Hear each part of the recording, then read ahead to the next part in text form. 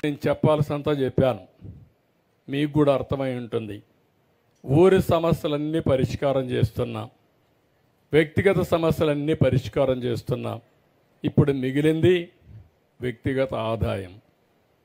మీ ఆదాయాన్ని పెంచే మార్గం చూడాలి. అందుకే ఒక మాట చెప్పాను, మీ ఆదాయం పెరగాలంటే నీళ్లు రావాలి. ఆ నీళ్ళు ఇచ్చే బాధ్యత తీసుకుంటా.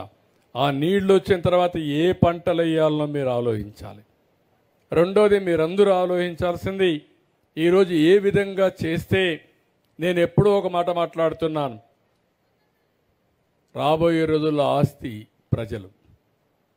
ప్రజల్నే ఆస్తిగా నేను ఆలోచిస్తున్నా. ప్రజలు అనుకుంటే, తెలివితేటలుగానే పెంచుకుంటే భూములు మనం కొనవచ్చు, పిల్లల్ని చదివించవచ్చు.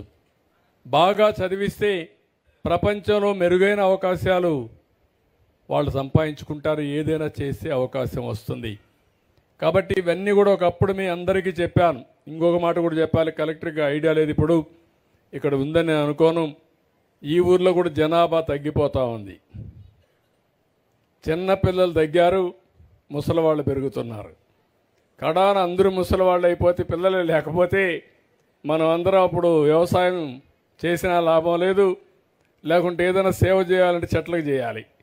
ఆ విషయం మీరు గుర్తుపెట్టుకోవాల్సిన అవసరం ఉంది. ఇప్పటికే రాష్ట్రం మొత్తం చూస్తే జనాభా 2.1% ఉండాలి. ప్రతి ఒక్క ఆడబిడ్డ 2.1 మనిషికి పిల్లలకి జన్మనివ్వాలి. అంటే అప్పుడు కరెక్ట్గా జనాభా ఉంటుంది. మీరు కానీ పిల్లలు కనడం మానేస్తే చాలా సమస్యలు వస్తాయి. ఒకప్పుడు పిల్లలు వద్దని చెప్పాను, మీకు అందరికీ జ్ఞాపకం ఉందా లేదో, నేను ఇదే మరి మీటింగ్లు చెప్పాను లేదమ్మా, చెప్పానా? అప్పుడు చెప్పాను.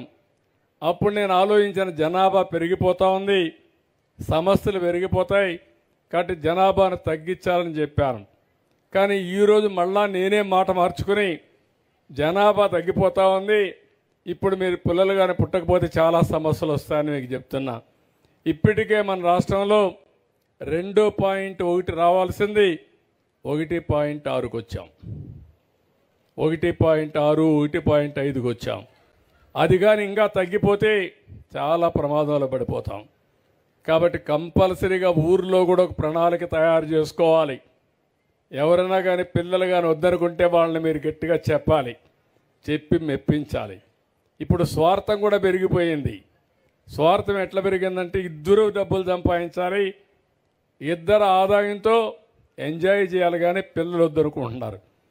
ఇది చాలా ప్రమాదం. మీ తల్లిదండ్రులు అమారికి అనుకొని ఉంటే మీరు పుట్టేవాళ్ళు కాదు. కాబట్టి ఇది విషయం గుర్తుపెట్టుకోవాలి. కొన్ని దేశాలు ముసలి దేశాలు అయిపోయినాయి. ఆ దేశాల్లో నర్సులు దొరికే పరిస్థితులు లేరు, డాక్టర్లు దొరికే పరిస్థితులు లేరు, వాళ్ళని చూసుకోవడానికి మనుషులు ఉండే పరిస్థితులు లేరు. ఆ పరిస్థితి మన దేశానికి రాకుండా ఉండాలంటే ఇప్పటి నుంచే జాగ్రత్త పడాలి. కొంతమంది అంటున్నారు, పర్వాలేదు మాకు రోబోలు ఉన్నాయి, రోబోలు పనిచేస్తాయనుకుంటారు. కానీ రోబోలే, మనిషే, కుటుంబ సభ్యుడే. ఈ విషయం మీరు గుర్తుపెట్టుకోవాల్సిన అవసరం ఉంది. నాకు ఇది ఒక పెద్ద ఛాలెంజ్గా తయారైంది. చాలామంది అంటున్నారు మీ వల్ల కాదని. మళ్ళీ నేను హామీ ఇచ్చా, తప్పకుండా జనాభా నియంత్రణ చేసే బాధ్యత, మిమ్మల్ని మెప్పించే బాధ్యత నేను తీసుకుంటానని చెప్పి నేను మీ అందరికీ హామీ ఇస్తున్నా. ఇది కూడా మీరు గుర్తుపెట్టుకోవాలి. మీ ఊర్లోనే విండ్ ఎనర్జీ ఉంది, చూసారా మీరు? విండ్ మిల్లు ఉన్నాయి, చూసారా? సోలార్ ఉంది, గాలిమరలు ఉన్నాయి, సోలార్ ఉంది. ఎందుకు ఇంటికి ఒక 200 సోలార్ పెట్టుకోకూడదు? మీరు ఇంటికి 200 యూనిట్లు కానీ పెట్టేసుకుంటే మీ మిద్దిపైనో ఇంటిపైనో కరెంటు ఛార్జీ కట్టే పని లేదు, డిస్కనెక్ట్ చేసే పని లేదు. ఈ ఊర్లో అందరినీ కోరుతున్నా, మీరందరూ ఒప్పుకుంటే ఇంటింటికి 200 గవర్నమెంట్ ఆఫ్ ఇండియా స్కీమ్ ఉంది, సూర్యఘర్ ఉంది. అందులో ఈ గ్రామాన్ని ప్రారంభించి ప్రతి ఒక్క ఇంటికి 200 యూనిట్లు కరెంట్ ఇచ్చే సోలార్ పెట్టేస్తాం. సిద్ధమేనా? పెట్టుకుంటారా? పెట్టుకుంటారు చేలిపైకి ఎత్తండి. ఓకే. అయితే పేదవాళ్ళందరికీ దాంట్లో ఇంకొక 5-10 వేలు అయితే నేనే ఖర్చు పెడతా. డబ్బులుండేవాడు మాత్రం ఒక చిన్న పని చేసుకోండి, మీకు కూడా సబ్సిడీ ఇస్తాం 75,000 దాకా. అవసరమైతే 300 పెట్టుకోండి, మిగిలిన డబ్బులు మీరు పెట్టుకుంటే శాశ్వతంగా కరెంటు కట్టే పరిస్థితి ఉండదు. దానికి కూడా మీరు సిద్ధంగాండి. అవసరమైతే బ్యాటరీ కూడా తయారు చేసుకుందాం. ఎక్కడికక్కడ పెట్టుకోగలిగితే మీ కార్లు ఉంటే కార్లకు ఛార్జ్ చేసుకోవచ్చు, స్కూటర్లు ఉంటే స్కూటర్లకు ఛార్జ్ చేసుకోవచ్చు, సైకిళ్ళు కొనుక్కొని సైకిల్ కూడా ఛార్జ్ చేసుకోవచ్చు. అవసరమైతే కొంత దూరం తొక్కచ్చు, మిగిలినప్పుడు ఎలక్ట్రికల్ సైకిల్ పెట్టుకొని వెళ్ళచ్చు. ఆటోలు కూడా చేయొచ్చు, లేకపోతే మీ ట్రాక్టర్లు చేసుకునే పరిస్థితి వస్తుంది. పెట్రోల్ బంకుకు పోయే పని ఉండదు. అలాంటి రాబోతున్నాయి కాబట్టి దాన్ని ఇక్కడ కూడా ప్రారంభిస్తాం. కలెక్టర్కి ఆదేశాలు ఇస్తున్నా. సోలారు ఎవరెవరు పెట్టుకుంటారో మీరందరూ పేర్లు ఇస్తే వాళ్ళందరికీ పెట్టించే బాధ్యత. ఊరంతా పెట్టి మళ్ళా కరెంటు ఛార్జీలు కట్టకుండా మీకు ఫ్రీడమ్ ఇచ్చే బాధ్యత నాదని మీ అందరికీ హామీ ఇస్తున్నా. దీనికి కూడా ముందుకు రావాల్సిన కోరుకుంటూ, నేను ఎప్పుడొచ్చినా వినూత్నమైన ఆలోచనలతో వస్తాను. మీకు అనిపించవచ్చు ఏంటి ఏదో ఒక పని చెప్తున్నాడు, ఊరికే డబ్బులు ఇచ్చేసి వెళ్ళిపోతుంది సరిపోతుంది కదా అనుకుంటారు. నేను డబ్బులు ఇచ్చేసి వెళ్ళిపోతే శాశ్వతం కాదు. మిమ్మల్ని కూడా ఒక పక్క సంక్షేమం చేస్తూనే ఇంకొక పక్క అభివృద్ధి కార్యక్రమాలు చేస్తూ సంపద సృష్టిస్తూ ఆదాయాన్ని పెంచుతూ పెంచిన ఆదాయం మళ్ళీ మీకు ఇస్తా వస్తే శాశ్వతంగా ఇచ్చే అవకాశం వస్తుంది. శాశ్వతంగా మీరు కూడా నిలదొక్కుంటారు. అలాంటి వ్యవస్థకు శ్రీకారం చుడతారని మరొక్కసారి మీ అందరికీ తెలియజేసుకుంటూ ఈరోజు ఇక్కడికి వచ్చినప్పుడు చాలా సంతోషం. Good afternoon everybody. నా పేరు డాక్టర్ సుమా.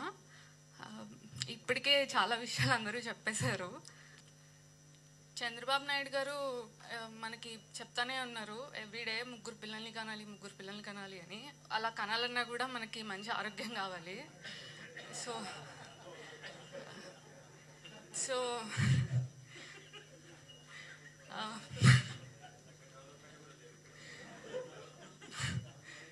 సో హెల్త్ అనేది ఒక సర్వీస్ రిలేటెడ్ ప్రొఫెషన్. సో దాన్ని ఆబ్వియస్గా ఎప్పటి నుంచో ప్రైవేటైజ్ చేయడానికి చాలామంది చాలా ప్రయత్నాలు చేశారు. సో ఇప్పటికే చాలా ప్రైవేటైజ్ అయిపోతుంది. ఇంకా దాన్ని చేజారిపోయే టైంలో ఉన్నాం ఇప్పుడు. సో దాన్ని ఇప్పుడు కాపాడుకోలేకపోతే ఇంకెప్పటికీ కాపాడుకోలేమనే స్టేజ్కి వచ్చాము. యాక్చువల్లీ చాలా థాట్స్ ఉన్నాయి, I want to tell, but okay. And ఇంకొకటి ఏంటంటే, నిన్న అసెంబ్లీ సెషన్ చూశాను. చంద్రబాబు నాయుడు గారు ప్రతిదానికి నేను చైనాని ఇన్స్పిరేషన్గా తీసుకున్నా, డ్రిప్ ఇరిగేషన్ అది బాగుంటుంది ఇది బాగుంటుంది అని మాట్లాడతారు. మరి అక్కడ హెల్త్ సిస్టమ్ అవన్నీ ఎందుకు ఆయనకి ఇన్స్పిరేషన్గా అనిపించో నాకు అర్థం కావట్లేదు. ఎడ్యుకేషన్ సిస్టమ్ అసలు అనిపించదు. సో ప్రతి ఒక్కరిని భాగస్వామ్యం చేసుకుంటే కానీ ఉద్యమం ముందుకెళ్ళదని నేను గట్టిగా నమ్ముతున్నాను. So we have to educate everybody, we have to bring everybody on roads. So మన వైజాగ్ స్టీల్ కోసం మన ఆత్మగౌరవాన్ని ఎలా ఫీల్ అయ్యి అప్పట్లో ఉద్యమాలు చేశామో, ఇప్పుడు అలాంటి ఉద్యమం తీసుకురాకపోతే మాత్రం మనం చాలా నష్టపోతాం, మన ప్రజలు కూడా చాలా నష్టపోతారని ఫీల్ అవుతున్నాను. Thank you.